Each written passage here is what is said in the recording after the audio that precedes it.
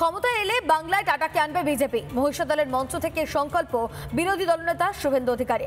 BJP সরকার গঠিত হওয়ার 6 মাসের মধ্যে গুজরাট মডেলে শিল্পায়নের আশ্বাস বিরোধী দলনেতার।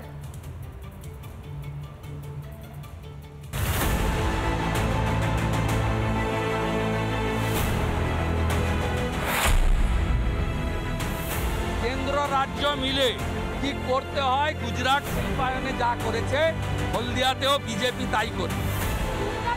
আনুন বিজেপিকে, বিজেপিকে আনুন। এই রাজ্যকে পুনরুদ্ধার করতে হবে, টাকাকে ফিরিয়ে আনতে হবে।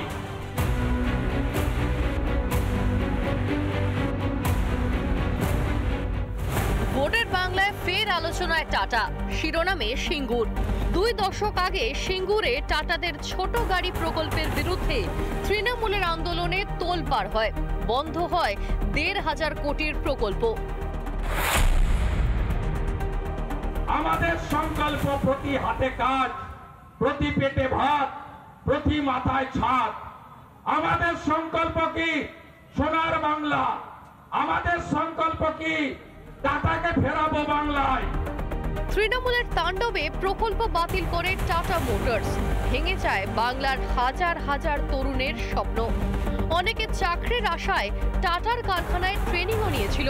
তারপর তৃণমূল জামানায় চাকরি বিক্রি শুরু হয়।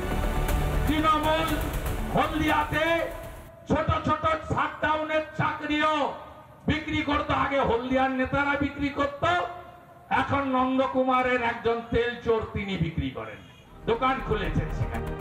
মঞ্চে দাঁড়িয়ে হলদিয়ায় চাকরি বিক্রি নিয়ে হুঙ্কার, আর মঞ্চ থেকে নামার সময় আশ্বাস। বিজেপি এলে 6 মাসের মধ্যে পোর্টের 5,000 একর জমি আছে, পোর্টের 5,000 একর জমি আছে। কেন্দ্র রাজ্য মিলে কি করতে হয়, গুজরাট শিল্পায়নে যা করেছে হলদিয়াতেও বিজেপি তাই করবে। বাংলার সিঙ্গুর থেকে প্রকল্প গুটিয়ে গুজরাটে সানন্দে গিয়েছিল টাটা মোটরস। সেই গুজরাট মডেলেই বাংলায় শিল্পায়নের পক্ষে সওয়াল শুভেন্দুর।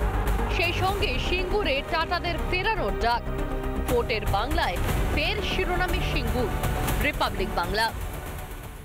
নানা ধরনের কন্টেন্ট দেখার জন্য লাইক করুন, শেয়ার করুন আমাদের ফেসবুক পেজ, সাবস্ক্রাইব করুন আমাদের ইউটিউব চ্যানেল। পাশাপাশি অন্যান্য ব্রেকিং নিউজের জন্য অবশ্যই চোখ রাখুন রিপাবলিক বাংলায়।